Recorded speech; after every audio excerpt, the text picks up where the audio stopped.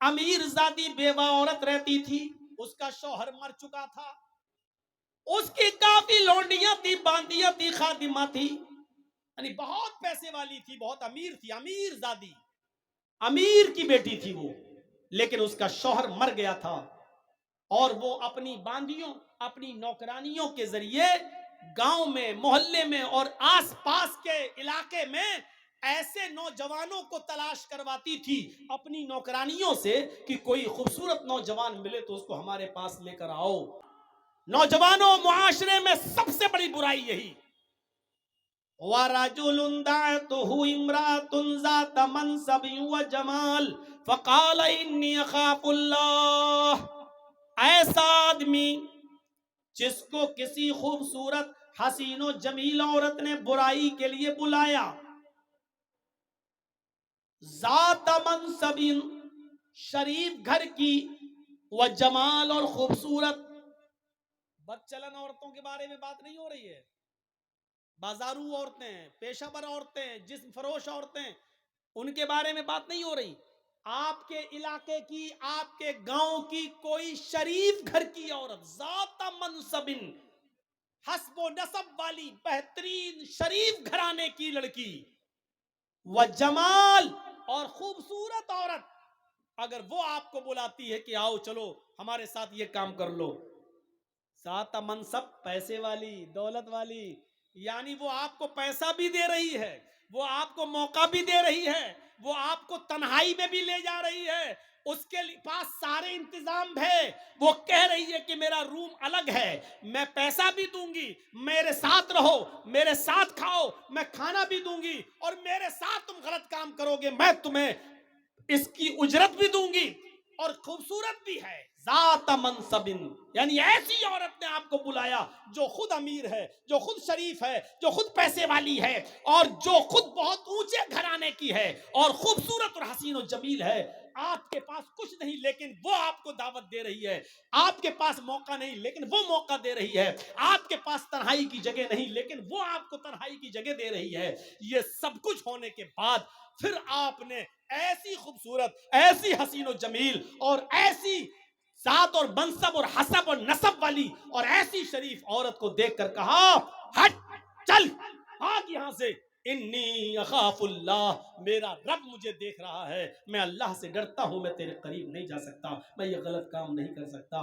ایسی عورت کی دعوت کا انکار کرنے والا اور ایسی عورت کے دل اور ارادے کو پورا نہ کرنے والا شخص اللہ کے عرش کے سائے میں ہوگا، اللہ کے عرش کے سائے میں ہوگا۔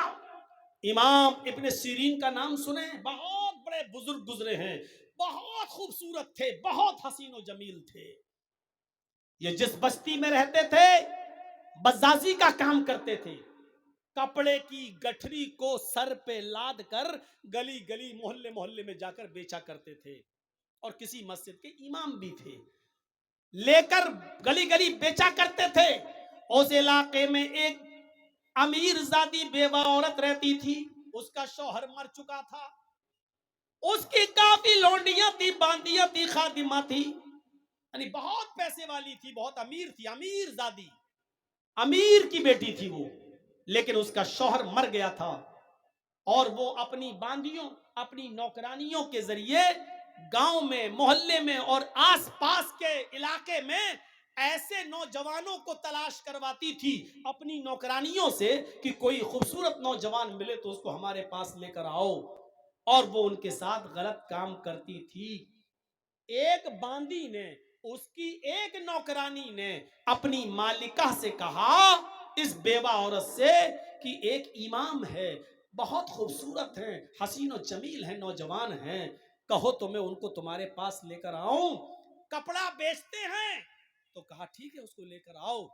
امام ابن سیرین کے پاس یہ باندی گئی، وہ کپڑا لادے ہوئے تھے، ان سے کہنے لگی کہ میری مالکن ہیں، وہ آپ سے کپڑا خریدنا چاہتی ہیں، لیکن وہ بہت پردے والی ہے، باہر نہیں نکلتی ہیں، وہ اپنے گھر پہ تمہیں بلا رہی ہیں اور آپ سے وہاں کپڑا خریدنا چاہتی ہیں۔ امام ابن سیرین رحمت اللہ علیہ اس عورت کے پاس جاتے ہیں، باندی باہر رہ جاتی ہے، اور اس بیوہ عورت نے ان کو اپنے گھر کے اندر بلا لیا، یہ کپڑا دکھانے لگے، دیکھو بہن، دیکھو देखो, कपड़ा खोल खोल के उनको दिखाने लगे। और उसको तो कपड़ा लेना ही नहीं था। जब उसको कपड़ा लेना नहीं था तो वो दिल लगी की बातें करने लगी, बहलाने फुसलाने की बातें करने लगी, उनको अपनी तरफ माइल करने लगी और कहने लगी मुझे कपड़ा खरीदना ही कब है, आइए मेरे करीब होइए और मेरे साथ जिमा कीजिए, मेरे साथ हम बिस्तरी कीजिए। इमाम इब्ने सीरीन ने सारे कपड़े की गठरी बांधी और उसको पैक करके रखा और फिर उनको बास करने लगे, नसीहत करने लगे। इन्नल हम्दुलिल्लाह नहमदुहु व नस्तईनुहु व नस्तगफिर, पूरा खुतबा दे डाला और जिना की मजम्मत पर कुरान की आयतें पढ़ पढ़ के उसको बताई और बहुत सी बातें बताने के बाद जहन्नम का अजाब, कब्र के अजाब के बारे में बताया, सब कुछ सुनाया। लेकिन उस बेवा औरत पर कोई फर्क नहीं पड़ा, उसने कुछ नहीं देखा। वो बार बार कहती रही ठीक है, अल्लाह गफूर रहीम है, माफ करने वाला, तुम आओ पहले मेरे पास, तुम आओ पहले मेरे करीब। जब देखा कि वाज और नसीहत का कोई फर्क नहीं पड़ा और ये औरत माइल है, ये जिना पर आमादा है, तो कहने लगे कि अब बचने का कोई रास्ता भी नहीं है। तो इनके दिमाग में ख्याल आया, आए नौजवानों, अल्लाह वाले कैसा कैसा काम कर गए जिना से बचने के लिए, और हम तो ये तसव्वुर भी नहीं कर सकते। इमाम इब्ने सीरीन कहते हैं, अच्छा ये बताओ कि तुम्हारा बाथरूम कहाँ है? मुझे बहुत सख्त लैट्रीन लगी हुई है, मुझे क़ज़ाए हाजत के लिए जाना है, मैं लैट्रीन से फारिग होने के बाद आता हूँ, तुम्हारे पास बैठता हूँ। अच्छा ठीक है, ये है, उसने बता दिया। जब लैट्रीन से निकले तो किचन में घुस गए। किचन में जो नाली थी जिसमें बहुत ज्यादा कचरा अचड़ा जमा हो जाया करता था, उसमें काले रंग की स्याह कीचड़ जमी हुई थी नाली में।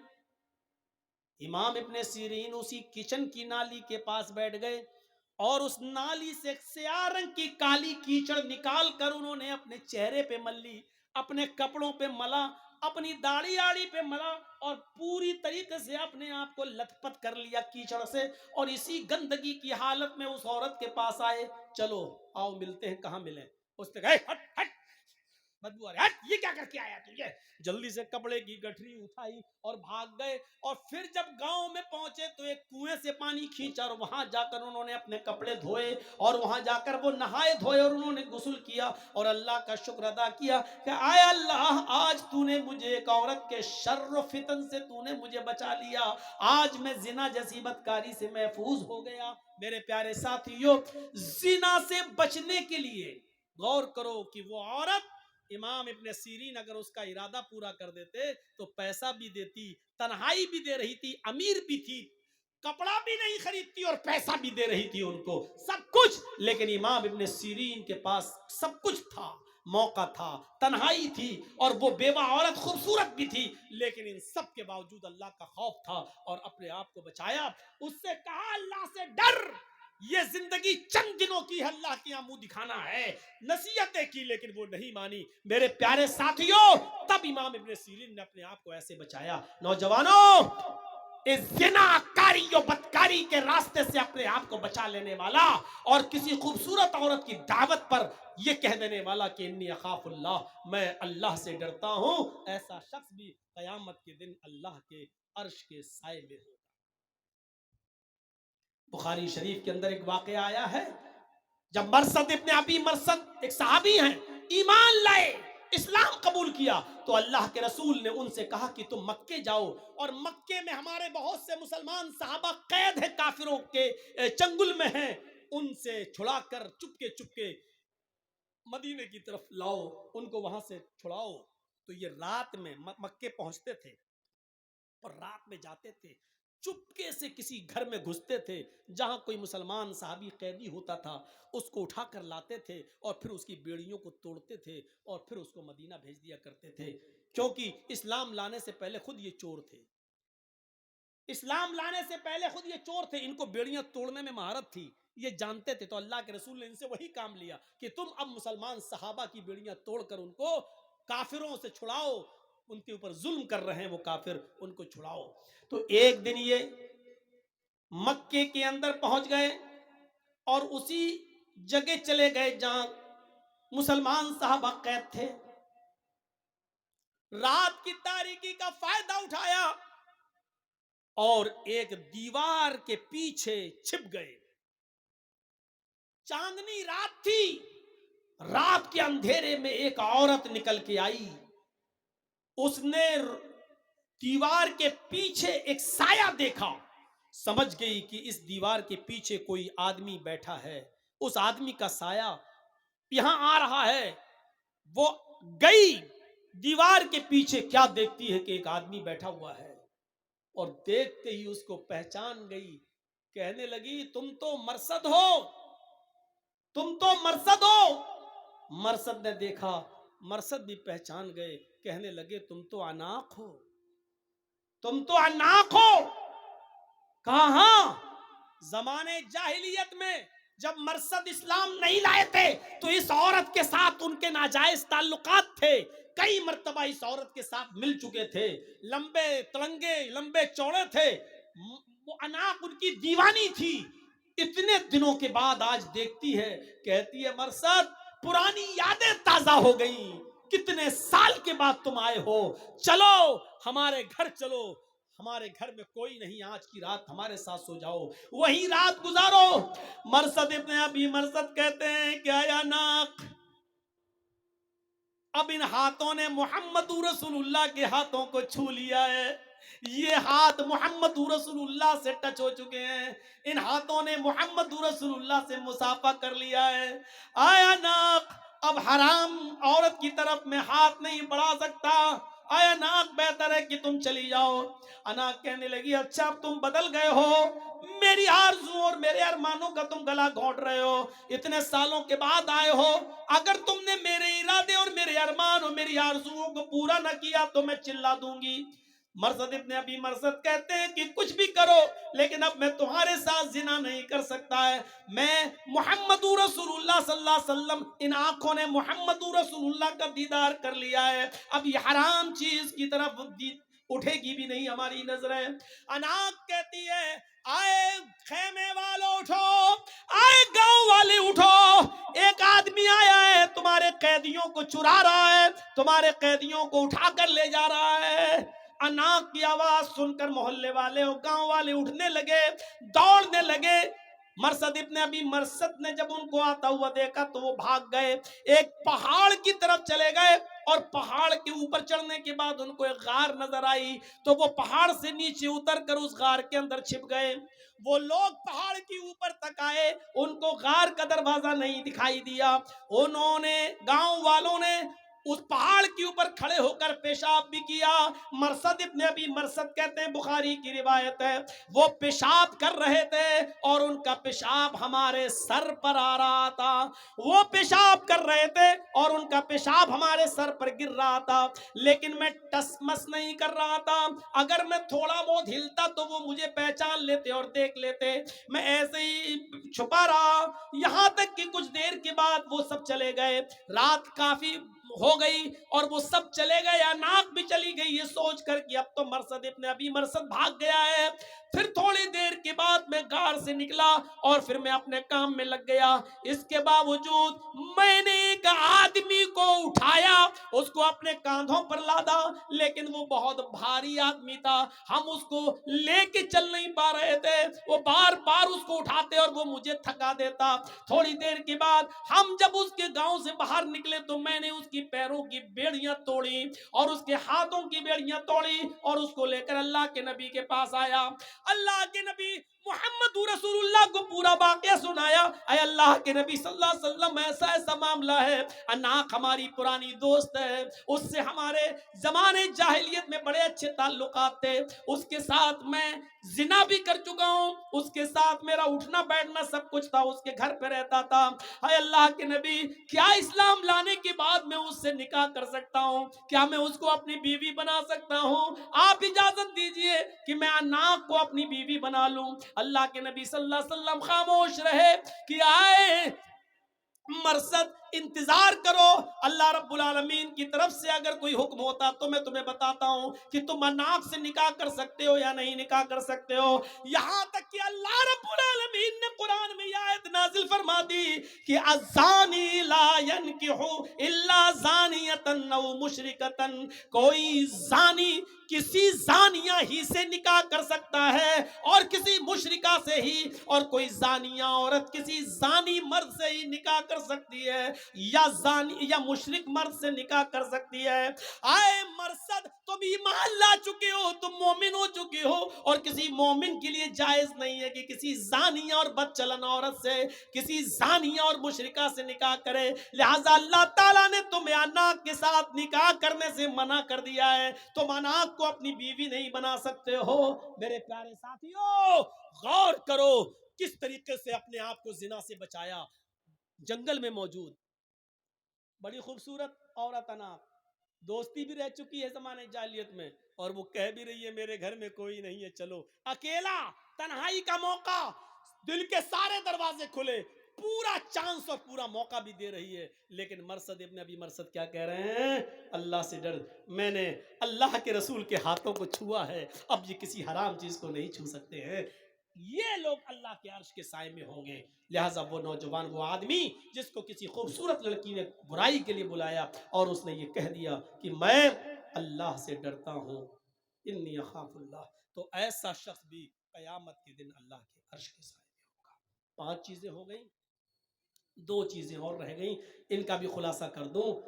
وَرَجُلٌ تَصَدَّقَ بِصَدَقَةٍ فَأَخْفَاهَا، کسی نے اگر صدقہ کیا، کسی کو دیا چپکے سے، اتنے چپکے سے دیا کہ دائیں ہاتھ سے دیا بائیں کو بھی خبر نہ ہو، تو ایسا شخص جو چپکے چپکے کسی کو صدقہ کرتا ہے، کسی کی غریب کی مدد چپکے سے کرتا ہے، ایسا شخص بھی اللہ کے عرش کے سائے میں ہو۔ یہ نہیں رمضان کے مہینے میں کسی غریب کی مدد کر رہے ہیں، 5 کلو آٹا، 2 کلو تیل، 1 کلو چینی، شربت کی بوتل، کھجور، اور اس کا واٹس ایپ پہ فوٹو کھینچ کے واٹس ایپ پہ بھی ڈال رہے ہیں، آج میں نے 20 لوگوں کو کٹ دی ہے، آج میں نے 50 لوگوں کو غلہ پہنچایا ہے، آج ہم نے 50 لوگوں کو، غریب لوگوں کو ساڑی دی ہے۔ میرے بھائیوں، ایسے لوگ عرش کے سائے میں نہیں ہوں گے جو اپنے نیکیوں کی نمائش کرتے پھرے اور جس کو دے رہے ہو اس کو بھی ذلیل کرتے پھرے بیچارے کو۔ کسی غریب کو دے دو، نہ تمہاری بیوی کو پتا چلے، نہ جس کو دے رہے ہو اس کے بارے میں کسی کو پتا چلے کہ اس بیچارے کی مدد کی ہے، اس کا پردہ رہنے دو۔ اس طریقے سے دو دائیں ہاتھ سے کہ بائیں کو بھی خبر نہ ہو، یعنی کانوں کان، ہمارے زبان میں بولا جاتا ہے نا، کانوں کان کسی کو خبر نہ ہو، اس طریقے سے صدقہ کرو۔ بخاری کی ایک روایت ہے کہ ایک شخص کہتا ہے، اے اللہ آج کی رات میں صدقہ کروں گا اور میں چپکے سے دوں گا، کسی ضرورت مند کو دوں گا۔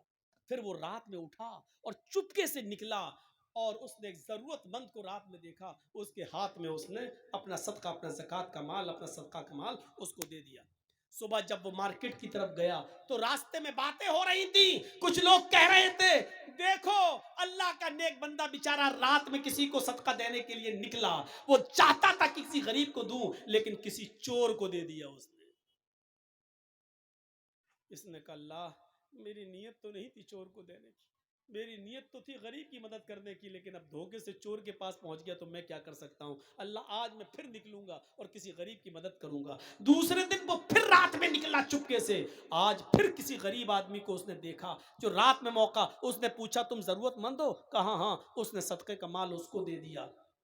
صبح ہو کے راستے میں پھر باتیں ہوئی کہ دیکھو آج بھی بیچارہ دھوکہ کھا گیا، کوئی نکلا اور کسی غریب کی مدد کرنا چاہتا تھا لیکن دھوکہ کھا گیا، آج تو اس نے ایک بہت بڑے امیر کے ہاتھ میں پیسہ پکڑا دیا، آج تو بہت بڑے امیر کی مدد کر دی، جبکہ صدقہ تو غریب کے لیے ہے لیکن دھوکہ کھا گیا، اس نے امیر کو دے دیا۔ اس نے کہا اللہ میں کسی غریب کی مدد کرنا چاہتا تھا لیکن آج بھی دھوکہ کھا گیا، پتہ نہیں کیا ہو رہا ہے، اے اللہ میرے کسی کے چہرے پر تو لکھا نہیں ہے کہ کون امیر کون غریب، اب میرے پاس اور بھی صدقے کا مال ہے، آج کی رات میں نکلوں گا تو میری مدد کرنا اور کسی مستحق تک پہنچا دینا، جس جو مستحق ہو، جو اس کا جو غریب ہو، اے اللہ میں چپکے ہی سے دوں گا، اس طرح دوں گا کہ کسی تیسرے کو پتہ نہیں چلنا چاہیے۔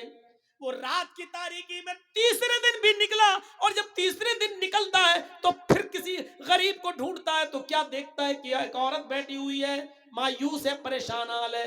یہ اس عورت کے پاس گیا، کہتا بہن اتنی رات میں تم اکیلی مجبور نظر آتی ہو؟ اس نے کہا کہ میں بہت مجبور عورت ہوں، میری مجبوری کا فائدہ مت اٹھاؤ، رات کے اندھیرے میں میرے ساتھ مجبوری کا فائدہ مت اٹھاؤ، جاؤ یہاں سے۔ اس نے کہا میں مجبور ہی انسان کو دیکھ رہا ہوں, 2 دن سے میں برابر دھوکہ کھا رہا ہوں, یہ لیجئے. اس نے چپکے سے صدقے کا مال اس عورت کو دے دیا. خوش تھا کہ آج تو میرا صدقہ کسی اچھی جگہ پہنچ گیا, کسی صحیح جگہ پہ چلا گیا. صبح ہوتی ہے تو جیسے یہ مارکیٹ کی طرف گیا, لوگوں میں چرچے ہو رہے تھے. تمہیں معلوم ہے؟ کہا نہیں. کہا کیا ہوا؟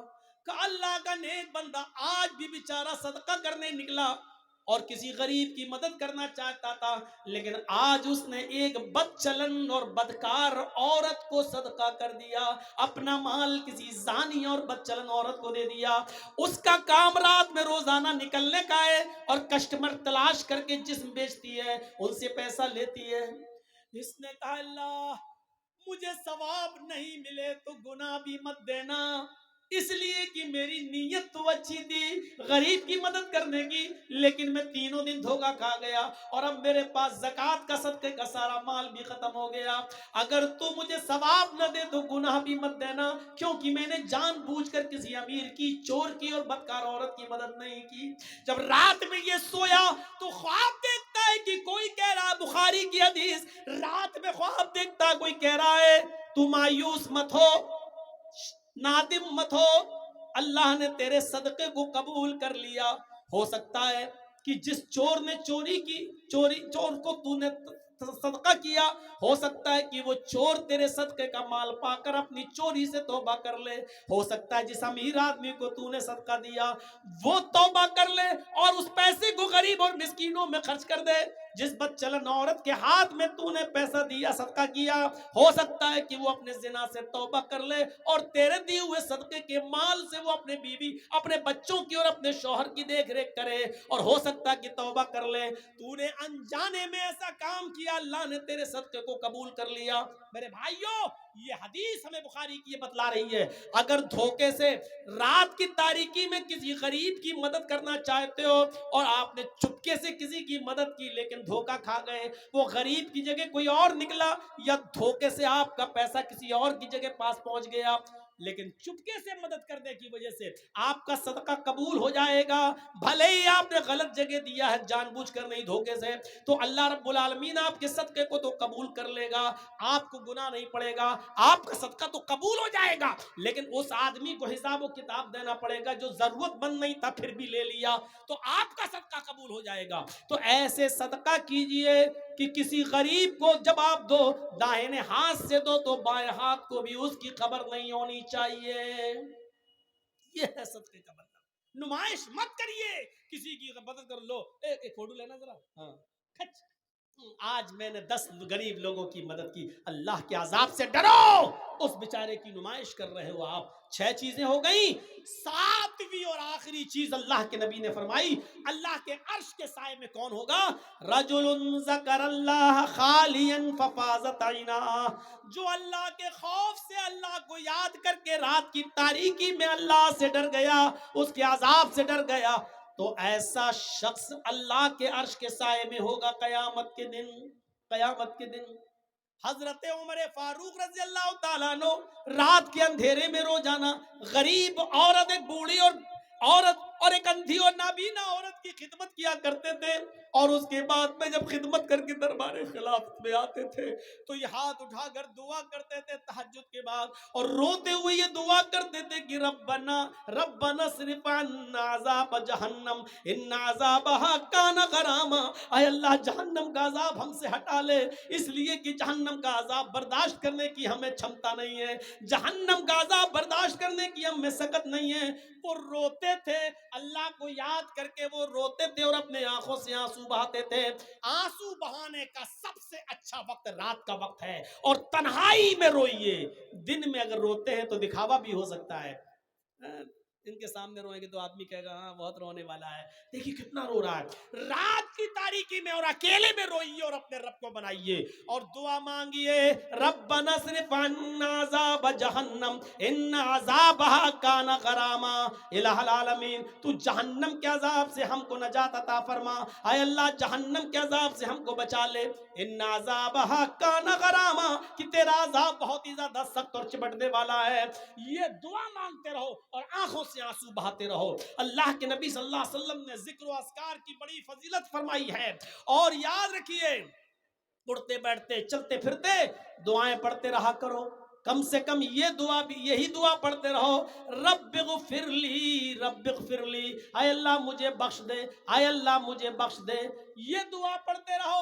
اللہم انی ظلمت نفسی ظلما کثیرا ولا یغفر الذنوب الا انت فاغفر لی مغفرۃ من عندک وارحمنی انک انت الغفور الرحیم. یہ دعا اللہ کے نبی نے ابو بکر صدیق کو سکھلائی تھی. ابو بکر نے کہا تھا اللہ کے نبی ایسی دعا بتاؤ جس دعا کو پڑھ کر میں اپنے گناہوں کی معافی مانگتا رہوں. اللہ کو یاد کرو تنہائی میں اور آنکھوں سے جس کے آنسو بہ گئے, ایسا شخص بھی قیامت کے دن عرش کے سائے میں ہوگا.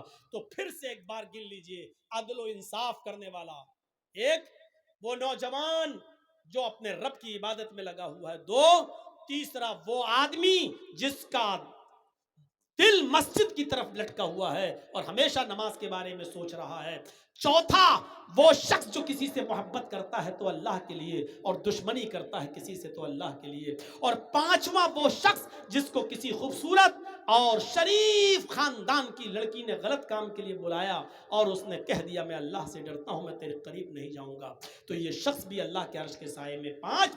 اور چھٹا شخص وہ جس نے چپکے سے خاموشی کے ساتھ صدقہ و خیرات کیا, کسی کو کانو کان اس کی خبر نہیں, یہ بھی اللہ کے عرش کے سائے میں ہوگا. اور 7واں وہ آدمی جس نے اللہ کو تنہائی میں یاد کیا اور اس کی آنکھوں سے آنسو آ گئے, تو قیامت کے دن یہ بھی اللہ کے عرش کے سائے میں ہوگا.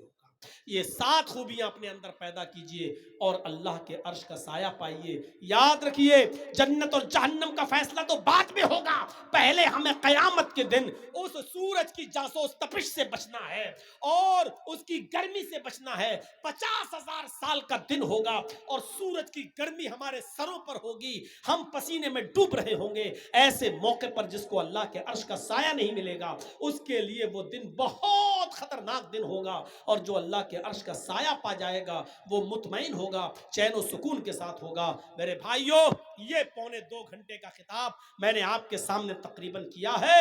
اب میں رخصت ہوتے ہوئے آپ سے دعا کرتا ہوں اللہ تعالیٰ سے کہ بار الہ یہ 7 خوبیاں تو ہمارے اندر پیدا فرما دے, یہ 7 خوبیاں ہمیں ہمارے اندر پیدا فرما اور قیامت کے دن ہمیں عرش کا سایہ نصیب فرما دے.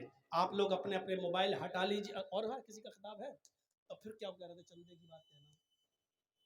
تو میرے بھائیوں آپ سے گزارش ہے, مسجد کا ہے مدرسے کا, یہ مدرسہ ہے اور اس وقت مدرسوں پہ کیسی کیسی گاج گر رہی ہے. میرے بھائیوں اتر پردیش سے ہمیں اور آپ کو سیکھنا چاہیے, اور جہاں جہاں بی جے پی کی گورنمنٹ ہے وہاں سے سیکھنا چاہیے. آپ خوش نصیب ہیں کہ آپ کو مدرسے چلنے آپ کے ہاں چل رہے ہیں اور کوئی رکاوٹیں نہیں آ رہی ہیں. ان مدرسوں کا بڑھ چڑھ کر حصہ لیجئے.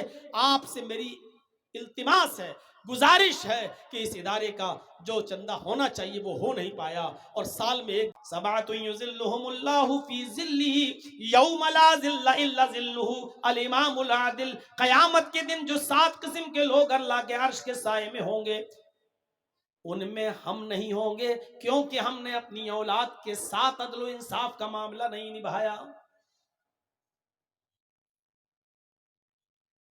اگر آپ حاکم وقت ہیں تب تو اور زیادہ ذمہ داری بڑھ جاتی ہے کہ اپنی رعایا کے ساتھ اور عوام کے ساتھ اور پبلک کے ساتھ عدل کریں, ورنہ بہت بھیانک انجام ہوگا. غسان کا بادشاہ شاہ غسان جس کا نام جبلہ ابن ایہم ہے, بہت بڑا بادشاہ ہے غسان کا, عیسائی ہے, اسلام سے متاثر ہو گیا, اسلام کی تعلیمات سے متاثر ہو گیا, پربھاوت ہو گیا, اور سوچنے لگا کہ اب میں اسلام قبول کر لوں تو بہتر ہے, کیونکہ اسلام دن پہ دن بڑھتا جا رہا ہے, اسلام کے اندر خوبیاں ہی خوبیاں نظر آ رہی ہیں. لیکن وہ سمجھ رہا تھا کہ میں تو عیسائیوں کا بادشاہ ہوں اور کئی مرتبہ عمر سے ٹکر لے چکا ہوں, عمر مجھ سے ناراض ہوں گے, امیر المومنین عمر فاروق مجھ سے غصہ ہوں گے, پتہ نہیں میں اسلام قبول کرنے چاہوں تو وہ میرے اسلام کو مانے بھی یا نہ مانے, کہیں میری گردن نہ اڑا دیں. اس لیے شاہ غسان اپنا ایک قاصد، اپنا ایک دودھ، اپنا ایک ایلچی لیٹر لکھ کر، خط لکھ کر امیر المومنین کے پاس بھیجتا ہے. غسان کا بادشاہ جبلہ ابن ایہم ایک لیٹر لکھتا ہے اور اپنے دودھ کے ذریعے، اپنے قاصد کے ذریعے وہ لیٹر بھجواتا ہے کہ حضرت عمر فاروق سے یہ پوچھو کہ شاہ غسان جبلہ ابن ایہم، غسان کا بادشاہ جو عیسائی ہے، وہ اسلام قبول کرنا چاہتا ہے، کیا میری اسلام میں انٹری ہوگی یا نہیں ہوگی؟ اس نے ایک قاصد کو بھیجا کہ اب پتہ چل جائے گا میرے قاصد کے ساتھ عمر کیا سلوک کرتے ہیں، میرے بھیجے ہوئے دودھ کے ساتھ عمر کیا سلوک کرتے ہیں. اگر اچھا سلوک کیا تو ٹھیک، میں اسلام لے آؤں گا، اور نہیں تو پھر میں عیسائی بنا رہوں گا. جب وہ قاصد وہ دودھ حضرت عمر فاروق کے پاس آیا اور امیر المومنین کو وہ لیٹر دیا، حضرت عمر نے اس لیٹر کو پڑھا اور پڑھنے کے بعد اسی لیٹر پر جواب لکھوا دیا کہ تم فوراً چلے آؤ اور اسلام قبول کر لو. اسلام قبول کرنے کے بعد تمہارے اوپر کوئی نقصان نہیں ہے، تم سے کوئی انتقام نہیں لیا جائے گا، تم سے کوئی بدلہ نہیں لیا جائے گا. شاہ غسان نے جب جبلہ ابن ایہم نے یہ لیٹر پڑھا تو بڑا تعجب کرنے لگا کہ حضرت عمر فاروق رضی اللہ تعالیٰ عنہ نے اتنی آسانی کے ساتھ میرے اسلام قبول کرنے کی بات مان لی اور پرانی دشمنی سب بھول گئے. اس کو حضرت عمر کی یہ سادگی پسند آئی. اس نے اپنے 500 گھڑ سواروں کو لیا، 500 ساتھیوں کو لیا اور اپنے گھوڑوں پر بیٹھ کر وہ مدینے کی طرف سفر کرنے لگا. اپنے ساتھیوں کے ساتھ جیسے ہی مدینے آیا تو حضرت عمر فاروق کا شہر مدینہ آنے سے پہلے اس نے ایک جنگل کے اندر خیمہ ڈالا، ایک جنگل کے اندر پڑاؤ ڈالا، اور یہاں آنے کے بعد رک گیا اور یہیں سے اس نے خبر بھیجی کہ میں آ چکا ہوں، اب میں آپ سے ملنے آؤں یا نہیں آؤں. حضرت عمر فاروق نے اس کو اجازت دے دی کہ جب تم آ ہی چکے ہو تو اب شوق سے تم مدینے کے اندر داخل ہو جاؤ. حضرت عمر نے اپنے صحابہ کو بھی لگا دیا کہ ان مہمانوں کی اچھی طریقے سے مہمان نوازی کرنا.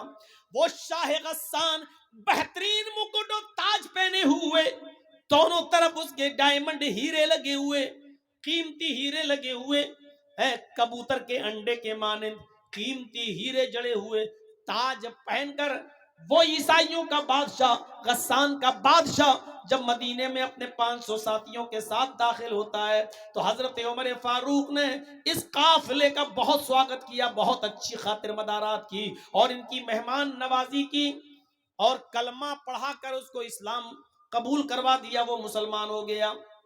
شاہ غسان عیسائیوں کا بادشاہ وہ مسلمان ہو جاتا ہے. جو چیز میں آپ کو بتانا چاہتا ہوں وہ سنتے رہیے نوجوانوں.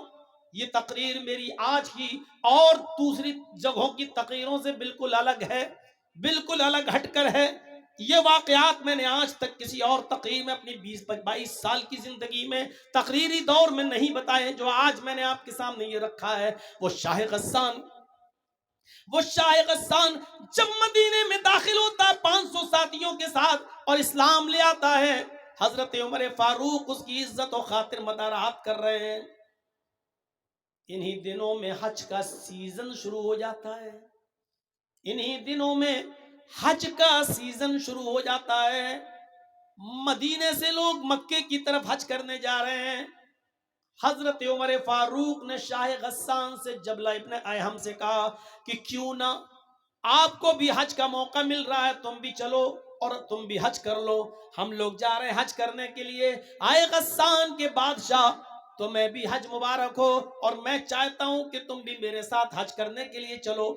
وہ بھی تیار ہو گیا اور شاہ غسان جب تیار ہوتا ہے حج کرنے کے لیے روانہ ہوا اپنے ساتھیوں کے ساتھ، اور یہ سب لوگ جب مکے میں پہنچے تو الگ الگ ہو گئے. چلو جاؤ، اب طواف کے بعد ملیں گے، عمرے کے بعد ملیں گے، بعد میں ملاقات ہوگی. حضرت عمر بھی طواف کرنے لگے اور خانہ کعبہ پہنچنے کے بعد شاہ غسان بھی طواف کرنے لگا. ایک خوبصورت لنگی پہنے ہوئے تھا احرام کی شکل میں، اوپر ایک چادر ڈالے ہوئے تھا اور بہترین قسم کی ایک لنگی پہنے ہوئے تھا. بادشاہ تھا، چونکہ وہ پیسوں کی اس کے پاس کوئی کمی نہیں تھی. وہ طواف کرنے لگا دوران طواف ایک نوجوان صحابی سے، جو اعرابی تھا، جو دیہاتی تھا، وہ نوجوان صحابی بھی طواف کر رہا تھا. بھیڑ زیادہ ہونے کی وجہ سے اس نوجوان آدمی کا پیر شاہ غسان کی لنگی کے اوپر رکھ گیا. ایسے وہ طواف ہو رہا تھا تو ایسے وہ پیر سے لنگی دب گئی، شاہ غسان کی لنگی دب گئی. شاہ غسان جب آگے بڑھا تو اس کی لنگی کھل گئی. شاہ غسان کی لنگی کھل گئی. چادر اتنی لمبی تھی اوپر والی، جو نیچے تک تھی اس کی شرمگاہ نہیں دکھائی دی، ستر نہیں کھلا، اس کی لنگی کھل گئی. اس نے جلدی سے، نوجوان نے، اس مسلمان صحابی نے جلدی سے اس کی لنگی اٹھا کر اس کو دی کہ بھائی غلطی سے، دھوکے سے میرا پیر تمہاری چادر پر، تمہاری لنگی پر رکھ گیا. شاہ غسان نے دیکھا ایک غریب آدمی جس کے احرام میں پیوند لگے ہوئے ہیں، جس کے کپڑے میں جوڑ لگے ہوئے ہیں، اس کمینے نے، اس کمبخت نے میری لنگی کو اپنے پیر سے دبا دیا. شاہ غسان پیچھے مڑا اور اس نے ایک زوردار تھپڑ اس مسلمان نوجوان کو، اس صحابی کو مار دیا. دیکھو اس لڑکے کو روکو تو لال لائٹ مار رہا ہے. یہی ماں باپ نے سکھایا ہے. اتنے اتنے سے بچے ہیں، ان کو یہ بھی نہیں معلوم لائٹ کہاں ماری جاتی ہے.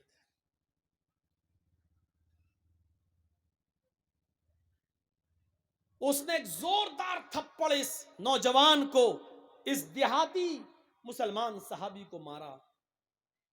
تھپڑ اتنی زور کا لگا کہ اس نوجوان دیہاتی صحابی کی آنکھ پھوٹ گئی، اس کی ایک آنکھ باہر آ گئی. وہ نوجوان اس وقت کچھ نہیں بولا، خاموش رہا، اور اس نے اپنا طواف پورا کیا. اس کے بعد پھر وہ اپنے قبیلے میں گیا. قبیلے کی لڑائی بہت بری ہوتی ہے. جب وہ اپنے قبیلے میں پہنچا تو لوگوں نے پوچھا کہ تمہاری آنکھ کیسے پھوٹی؟ اس نے بتایا کہ ایسا ایسا معاملہ ہو گیا. اور شاہ غسان نے، غسان کے بادشاہ نے ایک تھپڑ مارا، اور تھپڑ اتنی زور سے مارا کہ میری آنکھ پھوٹ گئی. پورے قبیلے کے لوگ آگ بگولا ہو گئے.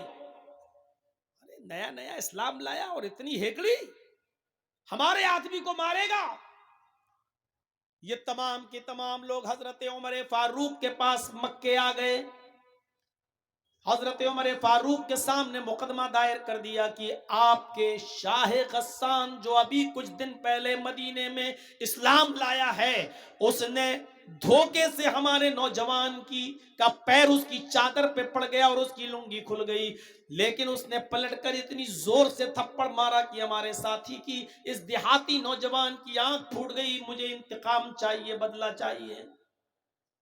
حضرت عمر فاروق نے شاہ غسان کو بلایا. غسان کا بادشاہ طلب کیا گیا جو مسلمان ہو چکا ہے، اور پھر یوں دونوں میں گفتگو ہوتی ہے. حضرت عمر فاروق نے فرمایا، آئے شاہ غسان، آئے جبلہ ابن احم، تمہارے بارے میں یہ شکایت ملی ہے، کیا یہ صحیح ہے؟ کہنے لگا وہ جبلہ، امیر المومنین، اس نوجوان دیہاتی آدمی نے میری چادر پر پیر رکھ دیا، میں آگے بڑھا، میری لنگی کھل گئی، میری چادر کھل گئی، میں نے اس کو ایک تھپڑ مار دیا ہے. حضرت عمر فاروق نے کہا، اے شاہ غسان، اس نوجوان نے یہ بتا دیا ہے کہ ہاں میرا پیر اس کی چادر پر رکھ گیا تھا، لیکن میں نے جان بوجھ کر ایسا نہیں کیا، دھوکے سے ایسا ہو گیا. ایک معمولی سی غلطی کی اتنی بڑی سزا تم نے اس کو دے دی کہ اس کی آنکھ کا ڈھیلا باہر آ گیا، اس کی آنکھ پھوٹ گئی.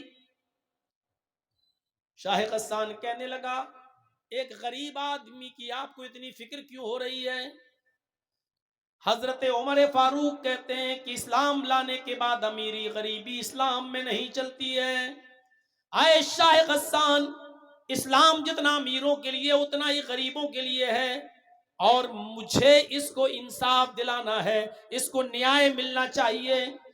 شاہ غسان نے کہا ٹھیک ہے، تو پھر بتائیے کہ مجھے کیا کرنا ہوگا، بتائیے میں کیا کروں، انصاف کا تقاضا کیا ہے، کیا کروں؟ حضرت عمر فاروق نے کہا شاہ غسان، اس نوجوان سے، اس دیہاتی سے، اس صحابی سے، اس بیچارے غریب آدمی سے معافی مانگ لو۔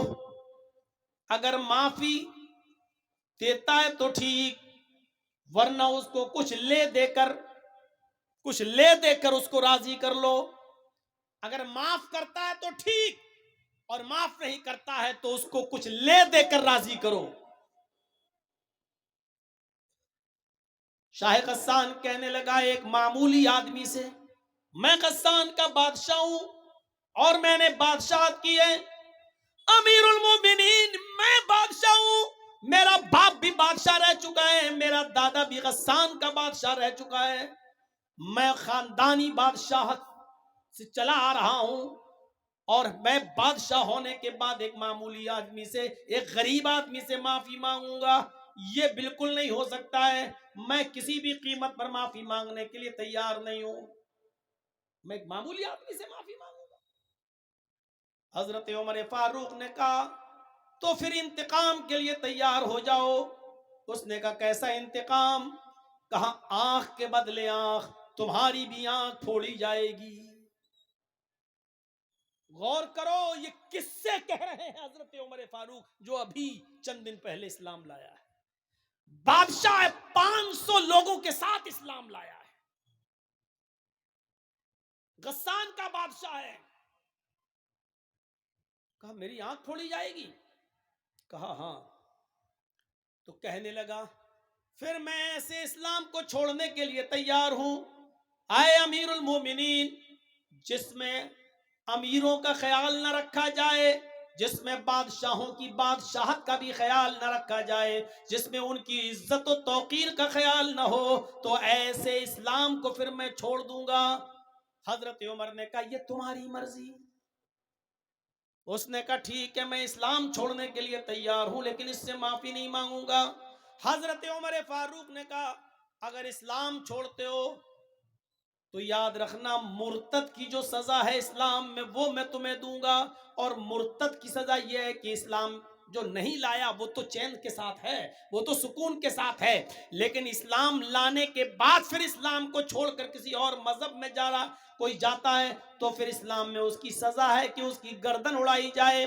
اگر تم اسلام کو چھوڑنے کا ارادہ بنا رہے ہو تو پھر میں تمہاری گردن اڑانے کے لیے تیار ہوں، ابھی تو آنکھ پھڑوا لو، تمہارا معاملہ بن جائے گا، آنکھ کے بدلے آنکھ۔ اور اگر اسلام کو چھوڑنے کی دھمکی دی تو مرتد کی سزا یہ ہے اسلام میں کہ اس کی گردن اڑا دی جائے، میں تمہاری گردن اڑا دوں گا۔ وہ چاروں طرف سے پھنس گیا شاہ غسان، معافی مانگ رہا ہے تو چھوٹا ہو رہا ہے، آنکھ پھڑوا نہیں سکتا، مرتد ہو جائے تو قتل۔ اس نے کہا امیر المومنین میں چاروں طرف سے اس وقت پھنسا ہوا ہوں، مجھے ایک دن کی مہلت دیجئے، میں سوچ سمجھ کر بتاتا ہوں، مجھے معافی مانگنا ہے یا آنکھ پھڑوانا ہے یا مجھے اسلام چھوڑنا ہے، مجھے فیصلہ کرنے کے لیے مجھے ایک دن کی مہلت دیجئے، 24 گھنٹے کی مہلت۔ حضرت عمر فاروق نے کہا ٹھیک ہے، میں تمہیں ایک دن کی مہلت دیتا ہوں، سوچ سمجھ کر بتاؤ، معافی مانگ لو گے، وہ اگر معاف کر دے گا تو ٹھیک، اور مجھے امید ہے کہ انشاءاللہ وہ معاف کر دے گا، لیکن یہ اس کا معاملہ ہے، وہ کرے یا نہ کرے، لے دے کے معاملہ بنا لو، جتنے میں وہ تیار ہو جائے، اس پہ بھی نہیں بنتا ہے تو پھر آنکھ پھڑواؤ، کوئی ایک فیصلہ، جاؤ میں تمہیں ایک دن کی مہلت دیتا ہوں۔ وہ اپنے بستی میں گیا جہاں رکا ہوا تھا 500 آدمیوں کے ساتھ، اور ان لوگوں سے کہتا ہے کہ ایسا ایسا معاملہ ہے، اس اسلام میں ہماری کوئی عزت نہیں ہے، توقیر نہیں ہے، ہم کو غریبوں کے ساتھ لا کے بٹھا دیا گیا اور کہا کہ اس کو بدلہ دو، لہٰذا رات کی تنہائی آنے دو، جب ساری دنیا بے ہوشی میں سو رہی ہوگی اس وقت ہم 500 آدمی یہاں سے فرار ہو جائیں گے، لہٰذا جیسی رات کی تاریکی ہوئی، رات کا اندھیرا آیا اور سب لوگ خواب غفلت میں بے ہوش ہو کے جب سونے لگے تو شاہ غسان جبلہ ابن احم اپنے 500 ساتھیوں کے ساتھ رات کے اندھیرے کا فائدہ اٹھا کر بھاگ گیا اور وہ غسان پہنچ گیا۔ میرے پیارے ساتھیوں، حضرت عمر فاروق نے اس کی کوئی پرواہ نہیں کی۔ 500 لوگ چلے گئے جائیں، لیکن انصاف کا مرڈر نہیں ہونا چاہیے، عدل باقی رہنا چاہیے۔ اسلام کی تعلیم یہی ہے کہ انصاف قائم رہے، ایک غریب آدمی کو، ایک غریب نوجوان کو بھی انصاف ملنا چاہیے۔ حضرت عمر فاروق نے کہا نوجوان وہ گیا 500 آدمیوں کو بھی لے گیا، کوئی پرواہ نہیں، اللہ کا شکر ہے کہ میں نے عدل کو بچایا، میں نے نیائے کو بچایا، میں نے انصاف کو بچایا۔ میرے بھائیوں، ایسا عدل کرنے والا امیر المومنین حضرت عمر فاروق جیسا شخص قیامت کے دن عرش کے سائے میں ہوگا۔ ایسے ہی لوگوں کے بارے میں اللہ کے نبی نے فرمایا کہ 7 قسم کے لوگ قیامت کے دن اللہ کے عرش کے سائے میں ہوں گے، اس دن اللہ کے عرش کے سائے کے علاوہ کوئی دوسرا سایہ نہیں ہوگا۔ الامام العادل، پہلا شخص عدل و انصاف کرنے والا، حکمراں، حاکم وقت، امیر، جو گھر کا بھی ذمہ دار ہو۔ قبیلہ بنو مخزوم کی ایک عورت جس کا نام فاطمہ تھا، چوری میں پکڑی گئی، اللہ کے رسول کے پاس لائی گئی۔ نبی اکرم صلی اللہ علیہ وسلم نے فرمایا اس کی چوری اتنی زیادہ ہے کہ یہ حد کو پہنچ رہی ہے، اس کا ہاتھ کاٹ ڈالو۔ لوگوں نے کہا امیر گھر کی ہے، بڑے اونچے اور عزت دار گھرانے کی عورت ہے، اگر اس کا ہاتھ کٹ گیا تب تو ناک ہی کٹ جائے گی اس خاندان کی، اس قبیلے کی۔ نبی اکرم کے سب سے قریبی اور سب سے چہیتے صحابی حضرت اسامہ کے پاس سفارش کے لیے بھیجا گیا اسامہ کو کہ آپ اللہ کے رسول کے بہت قریبی لوگ ہیں، قریبی ہیں، آپ نبی سے سفارش کیجئے، شاید اللہ کے رسول آپ کی بات مان جائیں اور اس عورت کا ہاتھ نہ کٹوائیں۔ اللہ کے رسول نے اسامہ سے کہا آئے اسامہ، اتشفع فی حد من حدود اللہ، فی حدود اللہ، کیا تم اللہ کی حدوں میں سے ایک حد کے لیے سفارش کرنے آئے ہو؟ یہ اللہ کی قائم کردہ حدیں ہیں اور تم کہتے ہو کہ میں اس عورت کو چھوڑ دوں؟ یہ سزا محمد نے نہیں، محمد کے رب نے نافذ کی ہے۔ پہلے زمانے کے لوگ اسی لیے برباد ہوئے ہیں کیونکہ ان کے امیر جب کوئی غلط کام کرتے تھے تو ان کو چھوڑ دیا جاتا تھا، اور ان کے ضعیف و کمزور لوگ جب کوئی غلط کام کرتے تھے تو ان کو سزا دی جاتی تھی۔ نہیں، اس عورت کا بھی ہاتھ کاٹا جائے گا، تمہاری بھی سفارش نہیں مانی جائے گی۔ اللہ کے رسول نے سفارش ریجیکٹ کر دی اسامہ کی، اور اس عورت کا، بنو مخزوم کے لڑکی کا، عورت کا ہاتھ کاٹ ڈالا گیا جس کا نام فاطمہ تھا۔ جب اس کا ہاتھ کٹ گیا تو اللہ کے نبی صلی اللہ علیہ وسلم نے فرمایا لو ان فاطمہ بنت محمد سرقت لقطعت یدہا، اگر فاطمہ محمد کی بیٹی نے چوری کی ہوتی اور آج چوری میں وہ بھی پکڑی جاتی تو آج فاطمہ کا ہاتھ بھی کاٹنے سے محمد رسول اللہ کو کوئی نہیں روک پاتا، اس لیے کہ یہ عدل کا تقاضا ہے اور یہ سزا اللہ تبارک و تعالیٰ کی طرف سے نافذ کی گئی ہے، یہ سزا محمد رسول اللہ کی بنائی ہوئی نہیں ہے۔ اگر آج اس عورت کی جگہ پر محمد کی اپنی بیٹی بھی چوری میں پکڑی جاتی تو زمانہ دیکھتا، دنیا دیکھتی کہ محمد اپنی بیٹی فاطمہ کا بھی ہاتھ کٹوا دیتا۔ یہ ہے عدل و انصاف۔ اور جس قوم میں عدل و انصاف نہیں ہے، سمجھ لو عرش کے سائے میں ان کو جگہ نہیں ملے گی۔ چلیے اب تھوڑا سا اور آگے بڑھیں۔ پہلی چیز ہو گئی ہے عدل و انصاف کرنے والے لوگ۔ دوسرا کون؟ وَشَابٌ نَشَأَ فِي عِبَادَةِ رَبِّهِ، دوسرا وہ نوجوان جو اپنے رب کی عبادت میں لگا ہوا ہے، اپنے رب کی عبادت میں، اس نے سب کچھ بھلا دیا اپنے رب کی عبادت۔ نوجوان، شاب نشأ فی عبادت اللہ، اس کا مطلب کیا ہے؟ اللہ تعالیٰ کو جوانی کی عبادت زیادہ پسند ہے۔ بڑھاپے میں تو سبھی عبادت کرنے لگتے ہیں، بچوں کی شادی ہو گئی، اب سب ہو گیا، اب جا رہے ہیں حج کرنا ہے، سب سے نبٹ گئے، اب چلو حج کریں آئے۔ اب حج کر کے آئے تو اب اللہ اللہ کرنے پہنچ گئے مسجد میں، پوری جوانی تو خرافاتوں میں گزار دی۔ اب جب 2-3 سال کے مہمان رہ گئے، کھوسٹ بڈھے ہو گئے، صحیح سے زبان چلتی نہیں ہے، ہاتھ پیر اٹھ نہیں رہے، اب جا رہے ہیں اللہ تعالیٰ کی عبادت کرنے۔ میں یہ نہیں کہہ رہا ہوں کہ یہ عبادت اللہ کو پسند ہے، لیکن نوجوانی کی عبادت زیادہ پسند ہے۔ غور کرو، وہ حضرت حنظلہ رضی اللہ تعالیٰ عنہ جن کی شادی ہوئی ہے اور آج پہلی رات ہے، رخصت ہو کر بیوی گھر پہ آئی ہے، آج شادی ہوئی، آج پہلی رات ہے، شوہر اپنی بیوی کے ساتھ، حنظلہ اپنی بیوی کے ساتھ سو رہے ہیں۔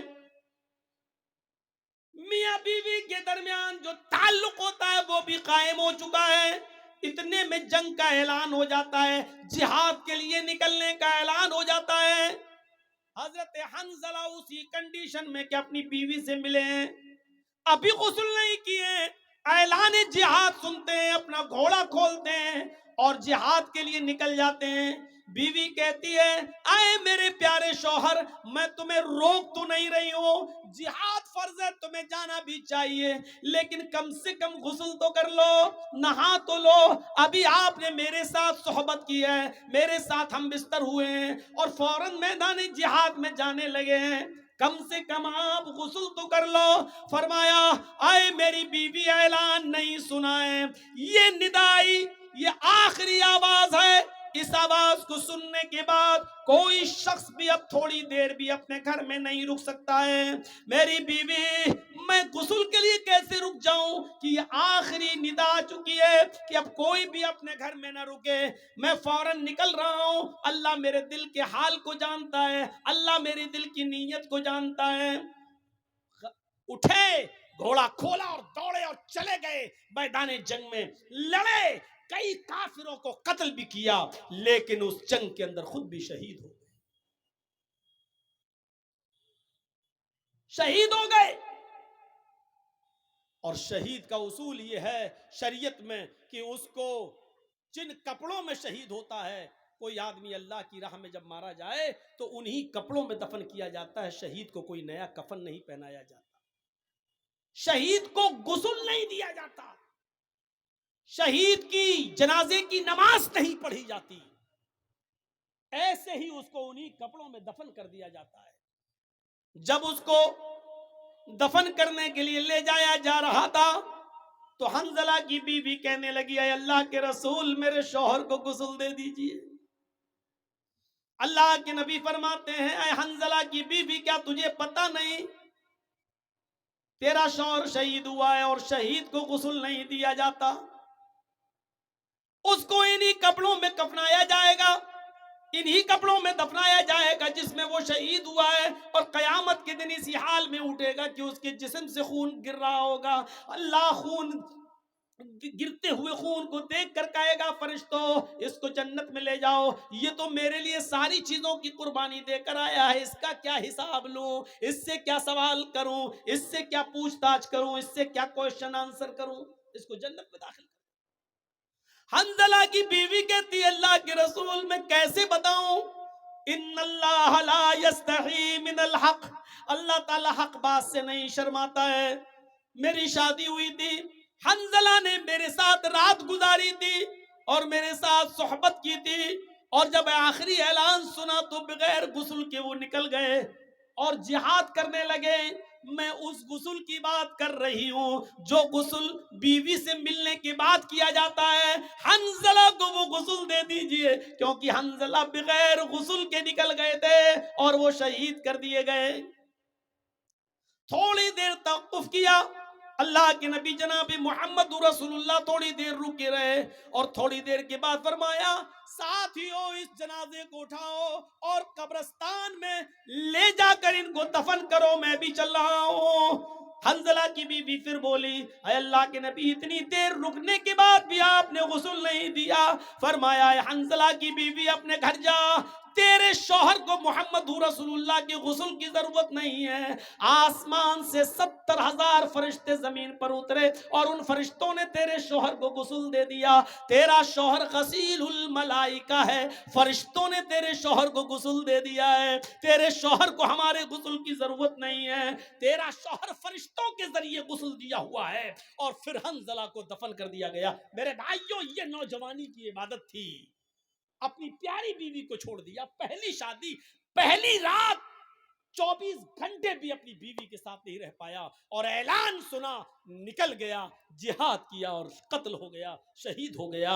ایسا نوجوان اللہ کے عرش کے سائے میں. وَشَابٌ نَشَأَ فِي عِبَادَةِ رَبِّهِ, وہ عقبہ ابن نافع جس نے اسلام کا پرچم لہراتے لہراتے, دائیں اسلام بائیں اسلام پیچھے اسلام سامنے سمندر, اللہ میں دائیں دیکھتا ہوں تو تیرے نبی کا جھنڈا لہرا رہا ہے, بائیں جہاں جاتا ہوں تیرے نبی کا پرچم لہرا رہا ہے, پیچھے مڑ کے دیکھتا ہوں اور جہاں جہاں تک میں گیا ہوں تیرے نبی کا جھنڈا لہر چکا ہے, سامنے سمندر ہے, اب میں کیا کروں؟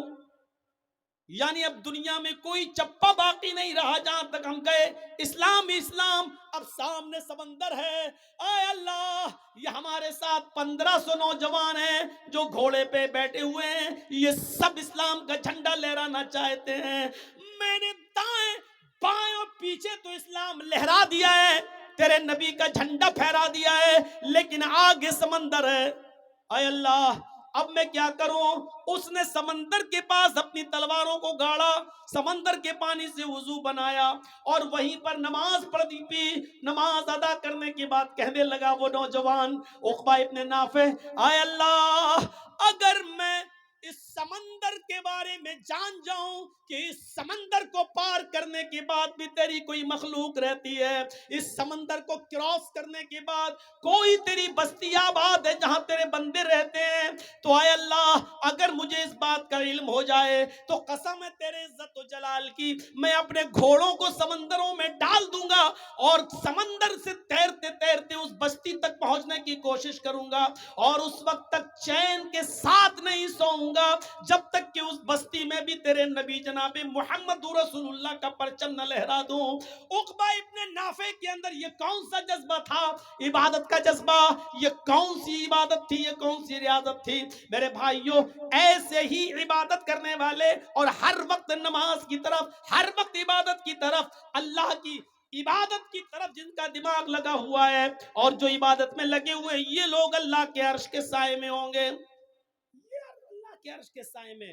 ہم اور آپ سردیوں کے دنوں میں, دسمبر کی اور جنوری کی سردی میں, جو اپنے اوپر سے کمبل نہ ہٹا سکے, جو لحاف کی قربانی نہ دے سکے, جو اپنی نیند کی قربانی نہ دے سکے اور تصور کیا بیٹھا ہوا ہے کہ ہم اللہ کے عرش کے سائے میں ہوں گے, ہمیں جنت ملے گی. میرے بھائیو, جنت اتنی سستی اور اتنی آسان بھی نہیں ہے.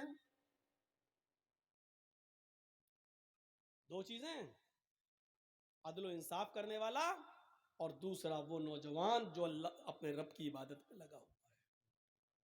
اب تیسری چیز پہ آئیے, وَرَجُلٌ ذَكَرَ اللَّهَ خَالِيًا فَفَاضَتْ عَيْنَاهُ وَرَجُلٌ قَلْبُهُ مُعَلَّقٌ فِي الْمَسَاجِدِ.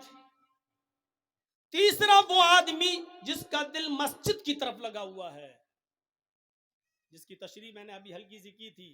ظہر پڑھ کے آیا, گھر پہ کام کر رہا ہے, ابھی ٹائم ہے, ہاں ابھی عصر میں ٹائم ہے, بار بار گھڑی دیکھ رہا ہے, بار بار سورج دیکھ رہا ہے, بار بار آسمان دیکھ رہا ہے, بار بار کان لگا رہا ہے اذان کی آواز تو نہیں آ رہی, اور جیسے ہی عصر کی اذان ہوئی فوراً مسجد میں. عصر پڑھ کے آیا, مغرب کی طرف دماغ لگا ہوا ہے, فوراً مغرب میں. مغرب پڑھ کے آیا, گھر پہ کچھ کھانا وانا کھایا, بار بار اس کا دماغ, اس کا دل مسجد کی طرف لگا ہے, کب عشاء ہو, کب عشاء ہو, کب عشاء ہو. اور جیسے عشاء کا وقت ہوا فوراً مسجد میں.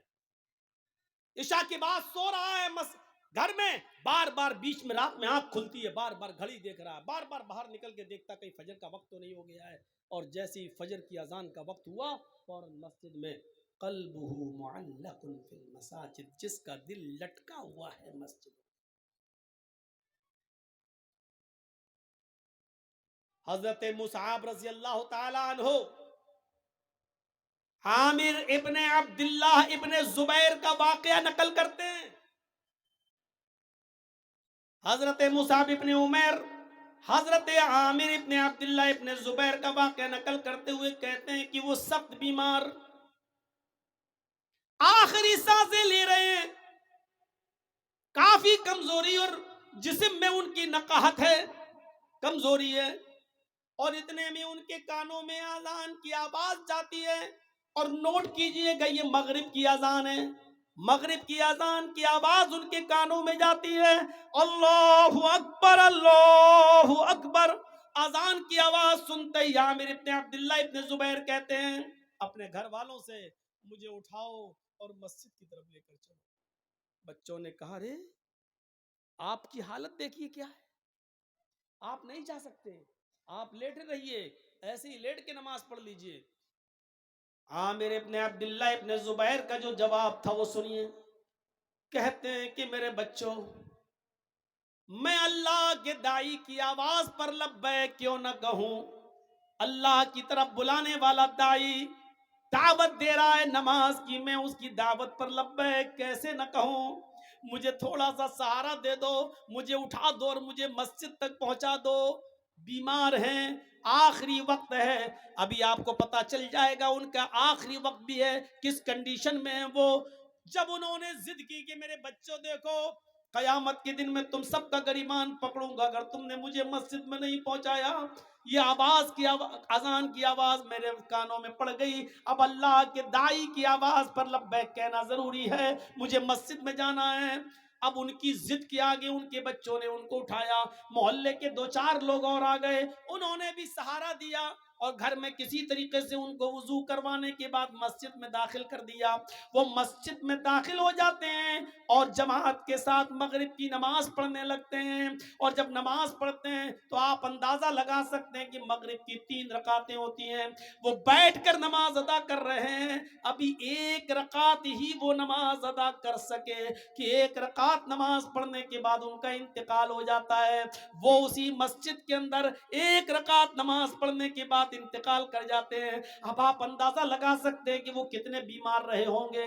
اتنی بڑی بیماری کے باوجود وہ یہ کہہ رہے ہیں کہ اذان کی آواز جب میرے کانوں میں پہنچ گئی ہے تو پھر میں اللہ کے داعی اور اللہ کی طرف بلانے والے آدمی کی دعوت پر میں لبیک کیسے نہ کہوں, اس کی آواز پر میں لبیک کیوں نہ کہوں؟ لہذا مجھے وہاں تک پہنچاؤ. اور پہنچایا گیا اور 1 رکعت پڑھی اور انتقال کر گئے. ان کا دل مسجد کی طرف لگا ہوا تھا. رجل قلبه معلق فی المساجد, یہ ہے اذان ہو رہی ہے لیکن مجھے مسجد میں پہنچاؤ, اذان ہو رہی ہے مسجد میں پہنچاؤ. یہاں اذان ہوتی ہے ہم لوگ چائے پیتے ہیں, یہاں اذان ہو رہی ہے ہم لوگ بازاروں میں سبزیاں خرید رہے ہیں, یہاں اذان ہو رہی ہے ہم لوگ اپنے کاروبار میں لگے ہوئے ہیں, یہاں اذان ہو رہی ہے ہم اپنے بینک میں نوکری کر رہے ہیں, یہاں اذان ہو رہی ہے ہم اپنے بزنس میں لگے ہوئے ہیں, یہاں اذان ہو رہی ہے ہم اپنے کھیتوں میں لگے ہوئے ہیں, اپنے کاروبار میں لگے ہوئے ہیں, اور تصور ہے کہ ہم جنت میں جائیں. ارے اللہ کے عرش کا سایہ نہیں ملے گا, جنت تو بہت دور کی بات, اللہ کے عرش کا سایہ بھی نہیں ملے گا. امام بغوی نے اپنی مشہور و مایہ ناز کتاب السیر کے اندر عبید اللہ القواریری کا ایک واقعہ نقل کیا ہے کہ وہ شام بصرہ کے رہنے والے تھے, بصرہ کے, ان کے گھر کوئی مہمان آ گئے. ویسے تو وہ 5 وقت کی نماز میں پہلی تکبیر میں مسجد میں رہتے تھے, لیکن آج ان کے گھر میں کوئی مہمان آ گیا. مہمان کی دیکھ ریکھ خاطر مدارات کی وجہ سے اس کو کھانا وانا کھلانے میں تھوڑی سی دیر ہو گئی, اتنی سی دیر ہو گئی کہ عشاء کی اذان کے بعد جماعت مسجد میں ہو گئی. وہ اپنے مہمان کو کھانا کھلانے کے بعد مسجد کی طرف گئے تو کیا دیکھتے ہیں کہ مسجد سے لوگ نماز پڑھ کے واپس آ رہے ہیں. پوچھا کہ کیا ہوا؟ کہ جماعت ہو گئی. وہ دوسرے محلے میں گئے کہ وہاں جا کر شاید نماز مل جائے, جماعت مل جائے, لیکن دوسرے محلے میں جاتے تو کیا دیکھتے ہیں کہ ادھر بھی جماعت ہو چکی ہے. انہوں نے بصرہ کی آس پاس کی جتنی مسجدیں تھی کوشش کر کے دیکھ لیا کہ کہیں جماعت مل جائے، کیونکہ جماعت کا ثواب اکیلے نماز پڑھنے سے 27 گنا زیادہ درجہ رکھتا ہے۔ اس ثواب کی امید میں وہ جاتے ہیں کہ نماز ادا کر لوں، جماعت مل جائے، لیکن ان کو بصرہ کی کسی مسجد میں عشاء کی جماعت نہیں ملی، تو پھر وہ اپنے گھر آ گئے اور اپنے گھر پر انہوں نے جائے نماز بچھائی، مصلی بچھایا اور عشاء کی نماز وہ پڑھنے لگے۔ جب وہ ایک مرتبہ 4 رکعت عشاء کی پڑھ چکے تو کہنے لگے کہ عشاء کی نماز جماعت کے ساتھ اگر میں پڑھتا تو 27 گنا درجہ ملتا، 27 گنا ثواب ملتا، تو کیوں نہیں میں جماعت کے ثواب کو پہنچنے کے لیے عشاء کی نماز کو 27 بار پڑھ لوں۔ اگر میں 4 رکعت کر کے 27 مرتبہ اگر میں نماز پڑھوں گا تو ہمیں جماعت کا ثواب مل جائے گا۔ تو انہوں نے اپنے گھر میں عشاء کی نماز کو 27 مرتبہ پڑھا، 27 بار، 4 رکعت پھر ہو گئے، چلو دوبارہ کھڑے ہو گئے، پھر 4 رکعت، پھر تیسری بار کھڑے ہو گئے۔ انہوں نے عشاء کی نماز کو کتنی بار پڑھا؟ 27 بار۔ اس کے بعد مطمئن ہو گئے کہ اب مجھے جماعت کا ثواب مل گیا، یعنی انشاءاللہ جو جماعت مجھ سے چھوٹی ہے اس کے برابر ثواب مل جائے گا۔ اس کے بعد جب بستر پہ سونے گئے، علامہ بغوی، امام بغوی سیر میں نقل کرتے ہیں، جب وہ بستر پر لیٹتے ہیں تو خواب میں دیکھتے ہیں کہ وہ گھڑ سواروں کے ساتھ دوڑ رہے ہیں۔ ایک قوم ہے، کچھ لوگ جو اپنے اپنے گھوڑوں کو دوڑا رہے ہیں، مقابلہ کر رہے ہیں۔ عبید اللہ القواریری بھی اس قوم کے ساتھ اپنے گھوڑے کو دوڑا رہے ہیں، اور کیا دیکھتے ہیں کہ سارے لوگ آگے آگے جا رہے ہیں، سب کے گھوڑے مجھ سے آگے دوڑ رہے ہیں، میرا گھوڑا سب سے پیچھے کی طرف ہے۔ میرے گھوڑے سے آگے ایک اور آدمی ہے، وہ بھی اپنا گھوڑا دوڑا رہا ہے۔ میں اس سے بھی آگے نکلنا چاہتا تھا کہ میں نے اپنے گھوڑے کو ایڑ لگائی، میں نے اپنے گھوڑے کو ٹھوکر ماری، میں نے اپنے گھوڑے کو کوڑا مارا کہ آگے نکلے۔ تو مجھ سے آگے جو سواری تھا، مجھ سے آگے جو گھڑ سوار تھا، وہ کہنے لگا، اے عبید اللہ، اپنے گھوڑے کو ایڑ مت لگاؤ، اپنے گھوڑے کو کوڑا مت مارو، مجھ سے آگے نکلنے کی کوشش نہ کرو۔ اے عبید اللہ، تم ہمارے برابر نہیں آ سکتے ہو، ہم سے آگے نکلنا تو بہت دور کی بات، تم کتنا بھی نیا گھوڑا لے لو، اچھے سے اچھا گھوڑے پہ بیٹھ جاؤ، لیکن تم ہمارے گھوڑے سے آگے نہیں نکل سکتے۔ عبید اللہ القواریری کہتے ہیں کہ آخر تم یہ بات کیسے کہہ رہے ہو؟ میرا گھوڑا تمہارے گھوڑے سے اچھا ہے، اور پھر بھی ہم تمہارے گھوڑے سے آگے نہیں نکل پائیں گے، آخر وجہ کیا ہے؟ تو وہ شخص کہنے لگا جو مجھ سے آگے تھا، اے عبید اللہ، تم ہم سے اس لیے آگے نہیں نکل سکتے کیونکہ عشاء کی نماز ہم نے جماعت کے ساتھ پڑھی ہے، اور تم نے عشاء کی نماز جماعت کے ساتھ نہیں پڑھی۔ 27 مرتبہ نماز پڑھنے کے بعد بھی وہ درجہ نہیں ملا جو جماعت کے ساتھ نماز پڑھنے کا ملا۔ وَرَجُلٌ قَلْبُهُ مُعَلَّقٌ فِي الْمَسَاجِدِ، تیسرا وہ آدمی مسجد جس کا دل مسجد کی طرف لٹکا ہوا ہے، وہ آدمی اللہ کے عرش کے سائے میں ہوگا۔ نماز کی طرف ایسا دل ہونا چاہیے۔ اب چوتھا آدمی کی طرف آئیے، چوتھے شخص کی طرف آئیے۔ 3 ہو گئے نا، بار بار گنا رہا ہوں تاکہ یاد ہو جائے۔ عدل و انصاف کرنے والا امیر، دوسرا وہ نوجوان جو اللہ کی عبادت میں لگا ہوا ہے، اور تیسرا وہ آدمی جس کا دل مسجد کی طرف لگا ہوا ہے، جو بار بار نماز پڑھ کے آتا اور دوسری نماز کے لیے سوچتا ہے۔ 3 آدمی ہو گئے۔ چوتھا، وَرَجُلَانِ تَحَابَّا فِي اللَّهِ اجْتَمَعَا عَلَيْهِ وَتَفَرَّقَا عَلَيْهِ۔ کتنے لوگ ہیں جو آپس میں ایک دوسرے سے نہیں بولتے لیکن ذاتی دشمنی میں، لیکن چوتھا آدمی عرش کے سائے میں کون ہوگا؟ وہ آدمی جو کسی کا دوست ہوگا تو اللہ کے لیے، اور کسی سے دشمنی کی ہوگی تو اللہ کے لیے۔ آپ سے ہم نے دعوت و تبلیغ کا کام کیا، آپ کو ہماری بات پسند آئی، آپ ہمارے مرید بن گئے، آپ ہماری دوستی ہو گئی، آپ ہماری باتیں سن رہے ہیں، اس لیے آپ جرجی صاحب آئیے چائے پلا، کیوں؟ اس لیے کہ ہم قرآن و حدیث آپ کو سناتے ہیں، آپ اس لیے ہماری عزت کرتے ہیں، یہ اللہ کے لیے ہے۔ ہمارا آپ کا کیا رشتہ ہے، ہمارا آپ کا کیا رشتہ ہے، لیکن یہ محبت اللہ کے لیے. اور اگر ہم نے کوئی بات بتائی اور آپ کو برا لگا اور آپ کھڑے ہو کر کہنے لگے ہٹو تم جیسے 50 مولوی آتے ہیں، میں نے بھی تم سے بولنا چھوڑ دیا، تو یہ بھی اللہ کے لیے. کیوں؟ کیونکہ میں نے قرآن سنایا، تجھے برا لگ گیا ہے اور تجھے اچھا نہیں لگتا ہے. نہیں بتاؤں گا آج کے بعد تجھے بات. تجھے اگر تکلیف ہو رہی ہے میری بات سے تو نہیں جاؤں گا تیرے پاس.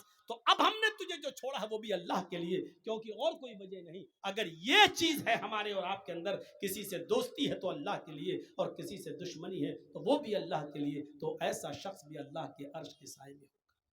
اگر ہم آپ کو چھوڑ رہے ہیں تو اللہ کے لیے ہے تب تو ٹھیک ہے، لیکن آپ کو ہم اس لیے چھوڑ رہے ہیں کیونکہ آپ نے میرا پیسہ مار لیا، آپ نے میرا حق مار لیا، آپ نے میری زمین و جائیداد پہ قبضہ کر لیا، آپ نے ہمیں گالی دی، اس لیے ہم آپ کو چھوڑ رہے ہیں. تو یہ لڑائی نہیں ہے. محلے والوں کو، گاؤں والوں کو چاہیے کہ صلح کرا دیں، ملوا دیں. کیونکہ کوئی مسلمان کسی مسلمان سے اگر 3 دن سے زیادہ بات نہیں کرتا تو اس کی نماز، اس کی روزہ، اس کی کوئی فرض اور کوئی نفل عبادت اللہ کے یہاں قبول نہیں ہوتی ہے.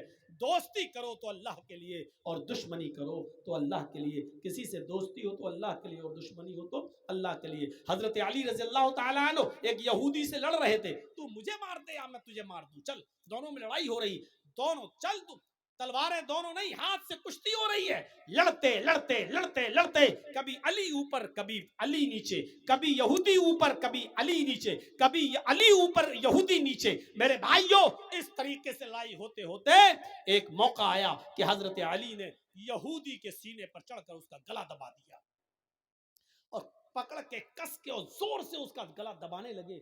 یہودی نے اپنے منہ میں تھوک جمع کیا ایسے کر کے اور تھوک دیا حضرت علی کے منہ پر. حضرت علی نے ایسے تھوک کو صاف کیا اور غصہ آیا حضرت علی کو اور زیادہ. کمینہ تھوک رہا ہے، اور کس کے اس کو دبانا چاہا. ابھی تو جب دبا رہے تھے، لیکن جب اس نے تھوکا تو اور غصہ آ گیا. لیکن جب اور غصہ آیا تو اس کو چھوڑ دیا. چل بھاگ جا، میں نے تجھے چھوڑ دیا. وہ پیروں پہ گر گیا، کہنے لگا امیر اے علی، میری سمجھ میں نہیں آ رہا ہے. میں نے جب تھوکا تو دیکھا آپ کے چہرے پر کہ آپ کو اور غصہ آیا. اب میں نے بھی سمجھ لیا اس غصے میں تو آپ نہیں بچیں گے، لیکن جب آپ کو زیادہ غصہ آیا تو آپ نے مجھے چھوڑ دیا. یہ کیا بات ہے؟ حضرت علی نے کہا جب میں تجھ سے لڑ رہا تھا تو اللہ کے لیے لڑ رہا تھا. میں تجھے مارنا چاہتا تھا اللہ کو خوش کرنے کے لیے، لیکن جب تو نے میرے چہرے پر تھوکا اور میرے چہرے پر تھوک پڑا تو مجھے اور غصہ آیا.